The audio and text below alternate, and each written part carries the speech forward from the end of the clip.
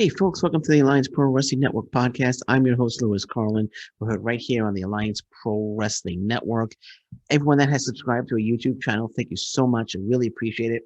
Very appreciative, very thankful, very grateful that you have hit that subscribe button. And if you haven't hit that subscribe button and you're watching for the first time, or if you're watching for the 10th time and you enjoy what you're watching, if you're liking the content, if you're liking the videos, it's lots of great content, lots of great interviews, more great content on the way. Maybe consider hitting that subscribe button. I'd be a very happy camper. And on that note, it is shout out time. Time to shout out one of our subscribers. So I want to give a shout out today to one of our newest subscribers, Bobby Rays. Bobby Rays, that's Rayz, Rayz for the Canadians. Bobby Rays, thank you so much for subscribing to the Alliance Pro Wrestling Network podcast right here on the YouTube channel. Very appreciative. Thank you so much, Bobby Rays. All right, so let's get into it. Bea Priestley. Bea Priestley is expected to sign with the WWE. She's expected to join NXT UK very, very soon. It's being reported here. Heel by Nature. It indicates here big news for WWE's UK, according to the latest Wrestling Observer newsletter. English New Zealand star Bea Priestley is expected to sign with WWE's NXT UK, which is a major get as Priestley is one of the biggest emerging talents from the European scene. And I absolutely agree with that. It says she's appeared briefly with AEW, uh, but due to the COVID-19 outbreak, she was unable to remain with the promotion due to travel restrictions put in place. But she's worked in progress. I've seen her in Stardom. She's super talented, and she's worked for other promotions. And she used to walk IWGP World Heavyweight Champion Will Ospreay down the aisle for New Japan Pro Wrestling, as well. But Bea Priestley, free agent. She wrapped up. Actually, it says here she wrapped up her commitments in Japan and made her a free agent. And she has decided to go with NXT UK, which is fine. I mean, Bea Priestley is a fantastic talent, tremendous talent. As I said, I've seen her in Stardom. I've seen her in wrestling for other promotions. Extremely talented wrestler. And it's a big plus. It's a big win for NXT UK, and she's staying in her home country. She doesn't have to travel, so she's staying close to home with NXT UK. And I would have liked to have seen her get like in the Impact Wrestling Knockouts division, or come to AEW or something like that. But Bea Priestley does what's best for Bea Priestley, not what Lewis Carlin thinks that she should do. Okay, so congratulations, Bea Priestley. This is all expected. Almost knocked the wire out of my microphone there. She's expected to sign with NXT UK. So again, big get for NXT UK. She's going to be very successful wherever she goes, and I look forward. I look forward to watching her in NXT UK. I haven't really watched the WWE, but I'm actually considering giving NXT a chance. I hear a lot of good things. I hear a lot of good things about NXT. I'm thinking about getting back on the NXT watch wagon, I guess you could say.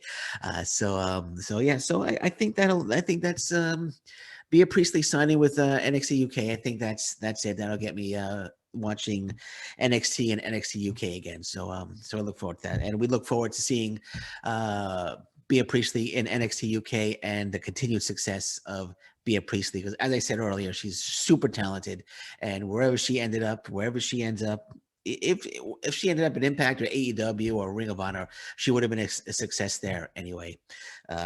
Either way, I should say. But NXT UK, congratulations on getting a great talent, and congratulations on Bea Priestley for signing. I don't know if she's actually signed yet, but she will be signing with NXT UK. Okay, Chris Jericho.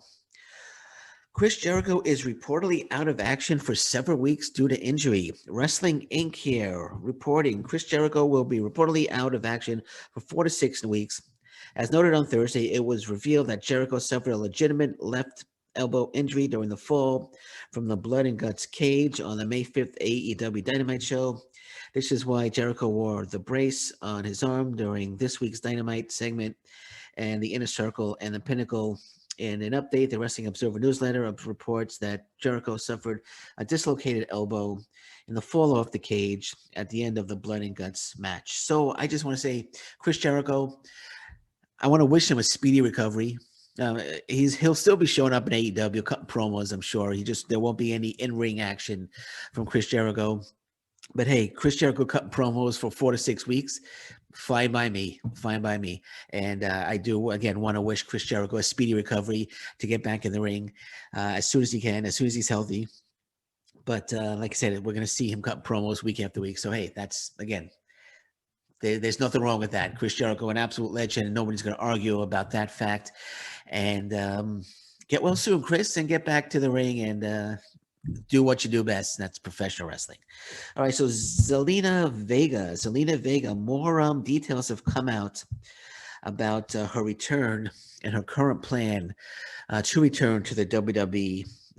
Ringside News reports here that where is it? Let me see. Where's the? Okay, so here we got it. So Zelina Vega was released from the WWE from her WWE contract in November 2020. I spoke about that yesterday. Let's find the. Oh yeah, here.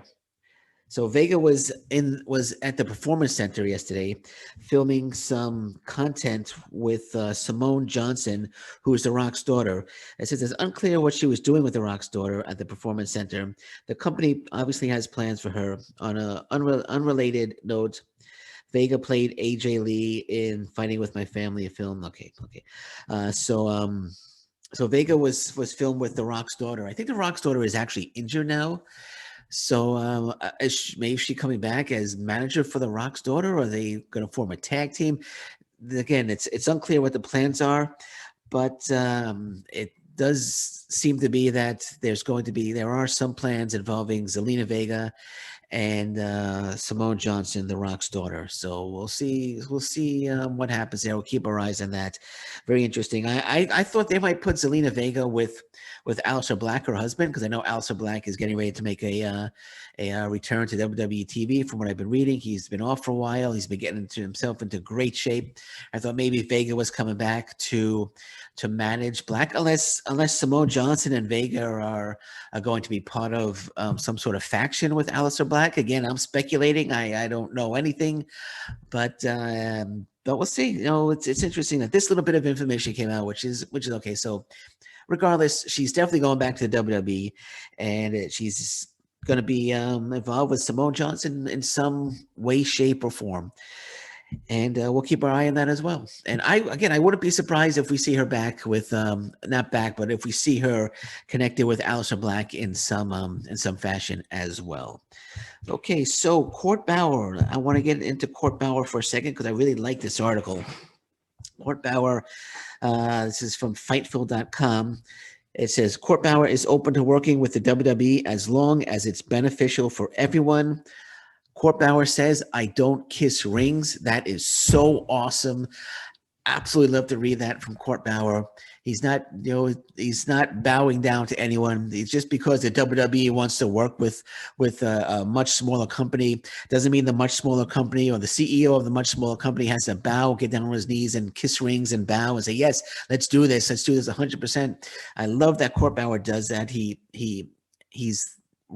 done such a terrific job with MLW, and like I said, I think as I mentioned in other previous podcasts, that if he works with the WWE, the WWE is going to want a one-sided relationship.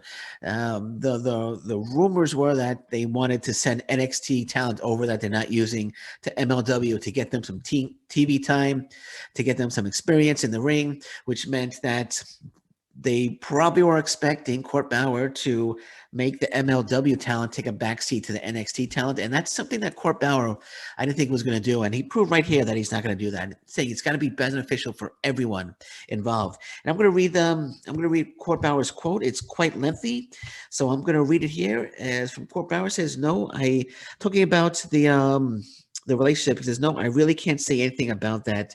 He's talking about the WWE potential WWE not potential, the rumored WWE MLW relationship. So Court Bauer talking, he says, no, I really can't say anything about that.